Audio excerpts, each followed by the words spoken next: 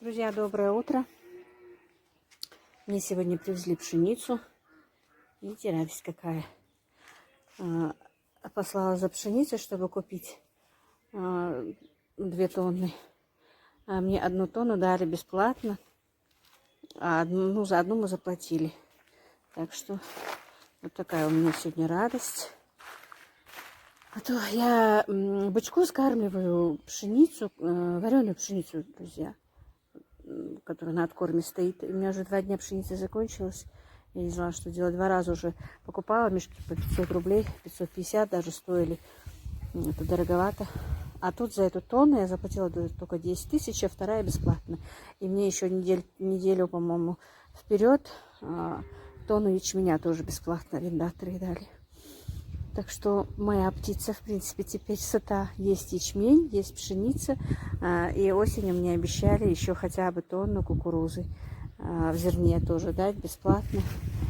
Тонну, может быть, я куплю, посмотрим. А может, и не буду покупать, потому что уток я уже начала резать. И тех тоже вряд ли я до зимы их буду кормить. Скорее всего, как только наберут свою кондицию, то их тоже выберу. Невыгодно брать, покупать уток, невыгодно их вот так вот разводить, если честно. Просто я когда-то, года 3-4 тому назад, когда разводила, у меня были свои поля, у меня была своя кукуруза, и я как-то не заморачивалась там, сколько стоит, что, как. Было все бесплатно, и поэтому и в этом году тоже разогналась, забыв, что у меня все покупное. Так что вот так вот, друзья. Я не рассказывала, только просто потом расскажу. Сейчас просто скажу, раз уж начала, что я сажала и картошку, и кукурузу гектарами, друзья. У меня было 5 гектаров кукурузы несколько лет подряд. И поэтому я как-то не заморачивалась, чтобы покупать. И мне было без разницы, гуси у меня, утки у меня. И поэтому было много чего. Кормить было легко. Ну вот, первый с утра такая радость у меня. Сейчас мешки они положат их и поставят. Так, у меня еще одна радость сегодня, друзья. Все-таки я всех своих цыплят загнала сюда. Ох, я думала, он сдох. Вот цыплята и куры. Но куры все-таки 2 курицы перелетели, потому что они снеслись. Они только захотели нестись там, где они вот первый раз снеслись. В хлеву, где стоит корова. Так что, я не знаю, надо будет им отрезать крылья. Так, вон того петуха у меня сегодня сын упустил. Я поймала сегодня 2 петухов и 3 уток. Вот, он, правда, очень красивенький. Сейчас я вам покажу его. Жалко, конечно, его резать, но он тоже драчун и ничего не оставляет. И особенно, если я его сюда загоню в клетку, он всех моих цыплят переубивает. Так что придется его резать. Так вот, друзья. И вот, друзья, отчет мой вам. Вот зарезала своих 3 уточек и 1 петушка. Только просто 1 уточку я подарила. Ну, как подарила. У нас была гостья. К маме приходила. Чтобы ее просто не отпускать с пустыми руками, я 1 уточку дала ей. Мухи собираются, надо быстро убрать. Друзья, у меня такой вопрос, хотела бы вас, не знаю, может, кто разводил, кто разводит птицу. Уточка 1 2 400, 1 2 200. Но про петушков не говорю, я их зарезала, потому что они дерутся. И та была только 2 килограмма. Жирок я, правда, сняла, тут много было и жира. Специально сняла, чтобы его перетопить. И я на нем делаю зажарку, друзья. Я вам, по-моему, как-то и говорила, что даже с бульона снимаю жир и на нем делаю зажарку, чтобы для супов, для чего-то. Я знаете почему? Ну, мне сегодня привезли пшеницу, но мне все равно ее жалко. Просто они очень много едят, я поэтому начала их быстренько резать, во-первых. Во-вторых, у меня сын не уехал, должен был уехать. У него еще неделька в запасе. Не знаю, только собираются. Но там насчет работы у них как-то не договариваются, не знаю еще. Может, даже и не поедут вдруг. Но если и поедут, то через неделю, он говорит. Я хотела за эту неделю по-быстреньку эти старших 20 уток убрать, потому что потом мне надо будет откуда-то звать, кого-то резать их. И причем это очень трудно найти. Никто не хочет резать. Я не знаю, может, еще немножко откормить, раз мне пшеницу привезли. Я зарезала, начала резать, в принципе, потому что у меня мало для них корма. Или все-таки как вы мне посоветуете мне, пока я не со всеми справилась, как мне лучше? Откормить еще недельки две хотя бы, или резать уже сейчас, я не знаю. Так они жирненькие, видите, под кожей жирок хорошенький даже. Внутри был хороший внутренний жир, я его вынула просто. Все равно он, ну не пропал бы, я бы не дала ему пропасть, но он на бульоне был бы. Так просто возьму и перетоплю. Так что вот хочу вашего совета, друзья, резать мне их или все-таки чуть-чуть откормить. Просто от того, что там мне привезли пшеницу, у меня есть ячмень. У меня в этом году получается, что на одну скотину больше, потому что в прошлом году у меня была только корова и бычок, а в этом году уже 2 бычка получается. И я боюсь, что мне не хватит то, что вот я заготавливаю. И это же мне надо будет на целый год рассчитать, и еще посмотреть на будущий год, что я буду делать, ну, насчет сколько птицы там, чего у меня будет весной. Может, все-таки, скорее всего, я их зарежу. Но посоветуйте мне. Посмотрим, что вы мне скажете, девочки. Друзья, почистила уток и курицу, и что-то я проголодалась до обеда, не могу ждать.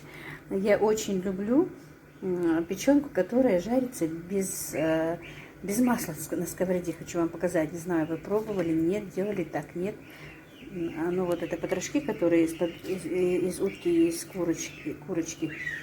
Вот хочу быстренько перекусить. Я всегда так делаю. Просто на горячую сковороду кладу печень вот так вот.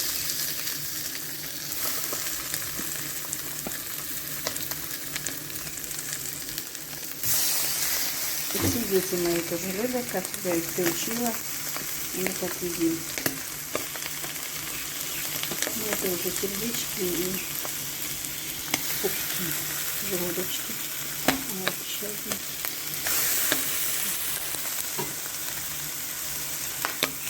Вот присыплю солью.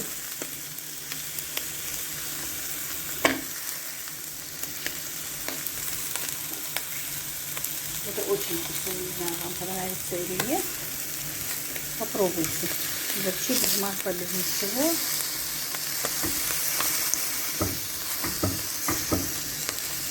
Очень вкусно. С малосолеными огурчиками. Это будет прям шикарно, девочки.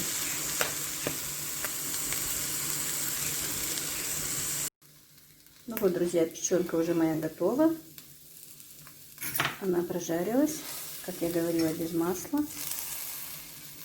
И вот видите, вместо малосольных огурцов я взяла в салат. У меня еще не закончился салат по-корейски. И вот я же, по-моему, то ли третий, то ли четвертый, ну, третий точно день, как я его делала. И ничего, он нормальный. Если только не вкуснее, то вкус не изменился. Так что берите на заметку, делайте салатик и жарьте печенку без масла. Так можно жарить и печенку, не то что там птицы, ну и говяжью печенку я точно так же делаю. Маленькие тонкие слайсы.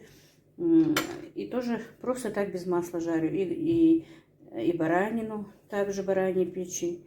Бывает вкусно. Мне даже больше нравится, чем ее жарить в масле. Ну вот так вот, друзья. Небольшой мой перекус. Я сегодня рано встала, поэтому и завтракала очень рано, в 6 часов. Так перекусила чуть-чуть колбаску с хлебушком, ну бутербродик. И проголодалась сильно, поэтому решила, не дожидаясь обеда, перекусить себе немного. Ну, наверное, этой печени для меня будет, конечно, много, но посмотрим. Ну, вот так вот, друзья, если кто сейчас кушает, приятного вам аппетита. Добрый день, дорогие мои леди-кролши. Хочу показать вам сегодня, что я хочу приготовить. Так, хочу на обед приготовить гороховый суп. Что-то мне захотелось его. Вчера варила курочку на салатик. Стоял бульон. И решила вот на нем сварить гороховый суп. Так, девочки, горох у меня уже сварился. даже разварился. Уже надо было чуть раньше даже закидывать. Ну, быстро разварился, буквально 20 минут только варится. Это был дробленый горох. Хочу сварить суп-пюре, поэтому картошку, друзья, я так самопроизвольно чуть-чуть крупновато закинула. Потому что все равно буду разбивать это блендером. Мы очень любим гороховый суп. Выбирая в этих в шкафу, вернее, не убирая, а искала манную крупу, чтобы маме утром сварить кашу. Увидела горох и захотелось мне его, супа захотелось. Так, значит, картошку мы закинули. Сейчас будем делать зажарку. Так, сковорода перегрелась у меня.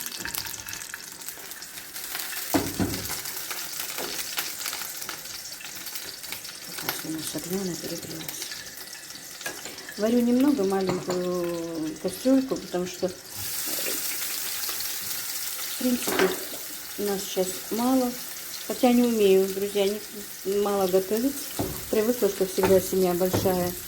И всегда готовила много. Но теперь, когда остается, вот у меня борщ позавчерашний, даже, по-моему, позавчерашний, стоит в холодильнике. Не хотят его есть. Один-два раза съели, все не хотят. Ну вот хочу приготовить просто буквально, чтобы нам хватило чисто на обед. И все. Чтобы потом не разогревать. Ничего, тем более суп-пюре, его сложно разогревать, если только в микроволновке или на водяной бане. Меня не любят мальчики, чтобы я грела суп на микроволновке. Ну и вообще, не то что суп, вообще что-то грела в микроволновке. Противники микроволновки у меня. Так, смотрите, какое яичко вместе с этой курочкой. Первое яйцо молодой курочки. Аж смешно на него смотреть, такое маленькое. Так что мои курочки начали снестись. Так, ну сейчас сделаю зажарку, потом снова включу, чтобы долго не мучить вас. Так, лук немножко прихватился. Теперь закину морковку. Морковку тоже я специально сделала так, друзья, чтобы мне чуть-чуть ее обжарю. Потом она сварится вместе с картофелем, чтобы легче было ее разбивать блендером. Если она мелкая, то она блендером не очень-то разбивается. А я люблю суп-пюре, если честно, гороховый. С сухариками. Так, ну вот так вот, друзья, это все парится. Надо, чтобы еще смотреть, он не пригорел. Мешать часто. Горох полностью, видите, разварился. Я не думаю, что он так быстро сварится. Он буквально минут 15-20 у меня варится. Его даже и блендером разбивать не надо, если только картошку. Так.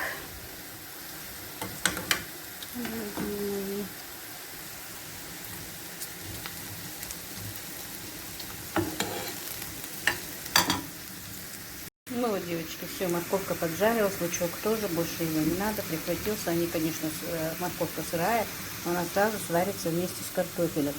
И вот когда все это вместе я сейчас соединю, поперчила я, супчик посолила. Мне вчера принес сын адыгейскую соль, что-то она мне понравилась, я ее в суп кинула, но не знаю. Первый раз. Я, в принципе, не люблю запах разных пряных трав, если честно. Очень редко добавляю какие-то травы. Не люблю вот такие запахи какие-то. Обычно пользуюсь только черным и красным перцем. Ну вот, не знаю, что-то все время типа рекламируют эту адыгейскую соль, что везде ее добавляют. Но решила и я сегодня добавить, не знаю, разочаруюсь ли или нет. Ну, потом вот, когда буду блендером пюрировать, покажу вам. Ну вот, друзья, мой суп сварился, и морковь, и картошка готовы. И теперь я буду из него делать суп-пюре. Вот таким вот погружным блендером. Будет шумно, наверное, но я включу немножко, покажу, и потом сделаю его. Вот так вот, друзья, будет шумно, потому что... Давайте я выключу, а потом покажу, что получится. Ну и вот, дорогие мои, посмотрите, какой у меня получился суп-пюре. Видите? Я попробовала, а адыгейская соль здесь ничего, друзья, так что я ничего не потеряла, добавив ее. И вот так вот налью. Покажу вам, что я буду делать дальше. Значит, немножко мяса, курицы.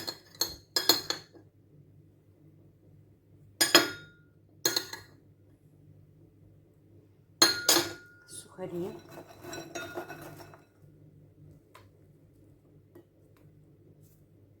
Это очень вкусно, друзья, действительно, с сухарями.